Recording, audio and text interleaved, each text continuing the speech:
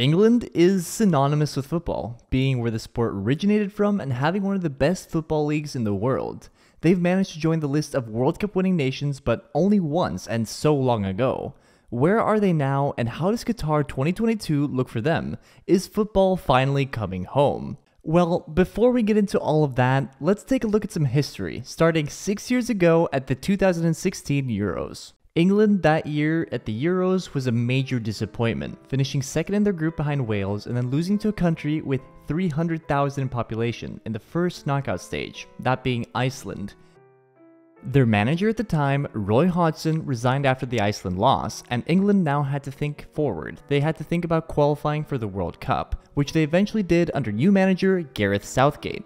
In 2018, England would arrive to the World Cup in Russia as 7th favorites with 18-1 odds to win, and they were put in Group G alongside Belgium, Tunisia, and Panama. Belgium were 6th favorites to win the World Cup and were a tough opponent, but Tunisia and Panama were teams that England could perform against. The opening match was against Tunisia, which ended a 2-1 victory for England. The first game for any team at the World Cup usually highlights the rustiness and acts as a bit of a warm-up for what's to come, but I'd say England hit the ground running. The score was close and the game-winning goal was only after 90 minutes, but England dominated the game, and the score could have been even bigger if not for great Tunisian goalkeeping. The game's stats even highlight this, seeing the massive 18 shots from England with 8 on target. Tunisia also got a questionable penalty.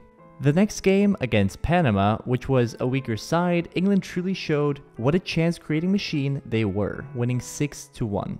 The final test in the group came against Belgium, the 6th favorites to win the World Cup in 2018, one-upping England's 7th favorites and proving it by winning this game 1-0. However, Southgate had made 7 changes to the lineup and it was showing with faltering possession, passes, and shots on target compared to the previous games. But perhaps Southgate was experimenting with the squad because he didn't want to win the group. England and Belgium had already qualified for the next round, and winning the group actually meant potentially tougher opponents in the knockout rounds, and in a way, England came out better from all of this. England would go on to play a South American side, which are known for their tenacity and will, creating close and tough games. That adversary was Colombia, and it would be a real nail-biter. The game ended 1-1, with England receiving a penalty and Colombia scoring a late equalizer. England won the penalty shootout, but I remember watching this game and thinking both sides deserved to go through. It was such a close game, and the difference between the two sides ended up being penalties and a tremendous display by Pickford. The stats also showed how close the game was. In the quarterfinals, Belgium would go on to face Brazil, and England were on the other end playing Sweden, a clearly easier game. England won the game 2-0, and while Sweden had a few great chances saved by an otherworldly Pickford, England was in control here, with goals from an informed Maguire and also Ali. The stats really show how England's consistency and control got them through these stages. But now, imagine the scenes. In the semi-final, you could hear English fans chant "It was coming home" down the streets of Russia, and on paper, the passionate English fans felt that Croatia was a very winnable game for the informed English side. Against Croatia, in the first half, England did what they've been doing all tournament, scoring early. It was 1-0 at halftime, and it seemed like a crucial part of Southgate's philosophy to create big chances early. Croatia were lucky not to be 2-0 down at halftime. But they must have received some crazy pep talk, because from then on, Croatia were alive, with the partnership of Perisic and Mandzukic taking their chances clinically. Pickford was close to stopping them, but it was not enough. And after halftime, England only had 1 chance on target, and looking at the stats here, it really shows that Croatia were invigorated and took control of this match, and ended up, of course, winning 2-1. And England went on to lose the 3rd place match to Belgium 2-0. This World Cup for England and Southgate was a sight into a new wave playing for them that worked. They started fast, created a goal early, and if needed, they backed it up with a defense and tremendous goalkeeping. When England had possession, they created chances, mostly through the air, taking advantage of a tall Maguire and Kane. Creative and flairful youngsters such as Sterling, Lingard, Ali, and Rashford also inspired, and the depth was the key to their success. Now, they had a good tournament, but could they keep this up?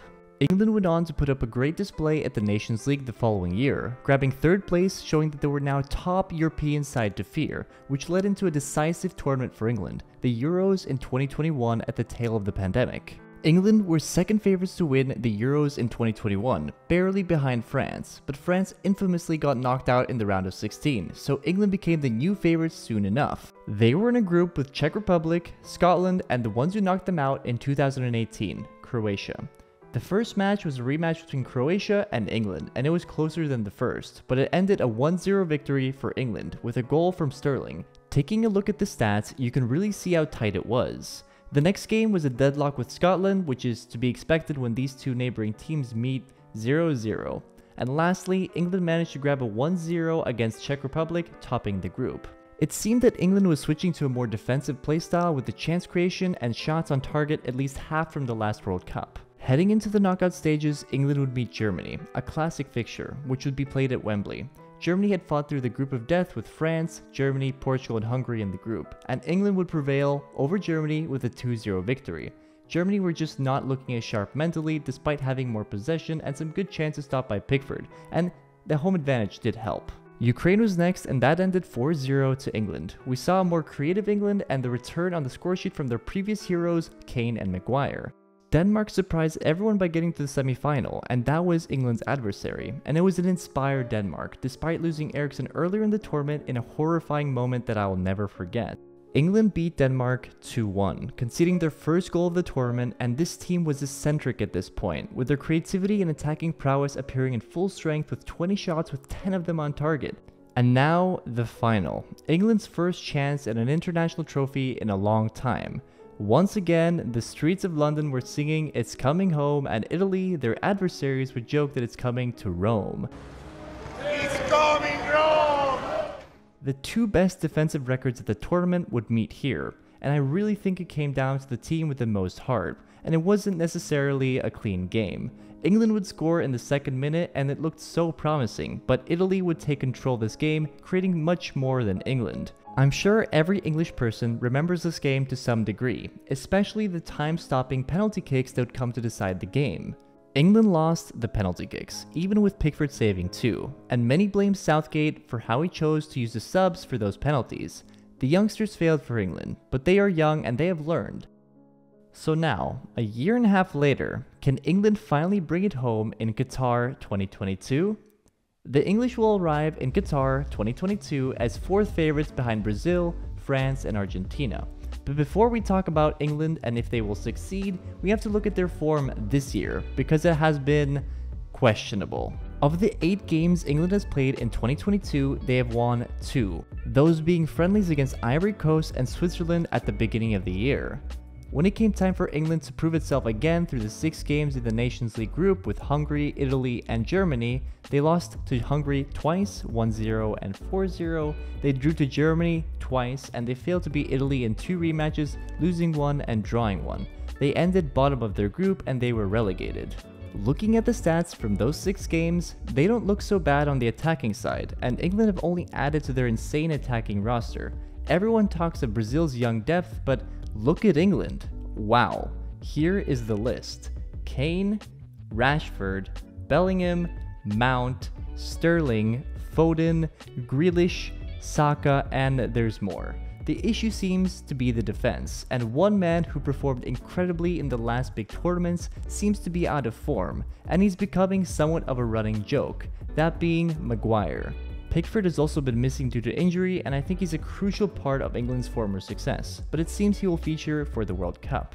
But form before major tournaments is not necessarily everything. France before winning in 2018 tied with USA, Luxembourg, and lost to Colombia. Germany before the 2014 World Cup tied to Cameroon and Poland. Not necessarily the same, but it shows that World Cup winners don't have to be on crazy form prior to winning. Putting all these details together, I'm not actually pessimistic about England. I think they could find their form and potentially continue their top performances from recent big tournaments, but only if they can find a working defense and that killer chance creating attack. Perhaps that means Southgate has to drift away from some of his favorites like Harry Maguire. Okay, now let's actually take a look at England's chances in Qatar 2022 and if football might finally be coming home. England drew a group with Wales, USA, and Iran, a strange group, and here's what I think could happen, and take note of the word could. This is just brainstorming. The first match is against Iran, which is a team you should definitely not write off. Let me remind you, last World Cup, Iran was in a group with Spain, Portugal, and Morocco, and they narrowly didn't qualify for the next stage, losing to Spain, beating Morocco, and drawing with Portugal. Iran in September faced two strong World Cup squads, Uruguay and Senegal. They beat Uruguay 1-0 and Senegal was a 1-1 tie. I will say now, this game versus Iran will be a tough one for England, and I would put it down as a draw if I had to guess. And for visualizing purposes, let's say Wales beats USA in their first game, and spoiler alert, I don't think USA will be all too good. England's second game is to USA, who qualified third in CONCACAF behind Canada and Mexico, and have recently been in questionable form with their highly questionable manager, Greg Berhalter. They have recently played a game against Japan and lost 2-0 and drawn 0-0 with Saudi Arabia, two World Cup sides. The USA just doesn't create anything, and they don't get too many shots off. England wins here any day in my opinion, and let's just say Wales ends in a draw with Iran, and so the group is as follows. England and Wales with 4 points, Iran with 2, and USA with 0, again for visualizing purposes. And let's just say Iran beats USA, which I think is very likely, putting them at 5 points. And then you have the, I guess, derby of Wales and England, and if you remember the England-Scotland game from the last Euros, the 0-0, well, I think this could be very similar. If I had to guess, the pressure could actually help England get going and win against their neighbors, but in the case of a draw, I also think England would go through on goal difference after their game with USA. Either way, I see a way out here for England, but it's all just talk and thoughts. Winning the group would put them on a path to potentially play the likes of Senegal and France, or if they get second place, then they could play Netherlands and Argentina. Either way, it looks tough, and on first instinct, I don't know if I'd put England as fourth favorite here to win the whole thing, just looking at everything. But what do you think? Is it coming home for England this year in Qatar? Let me know.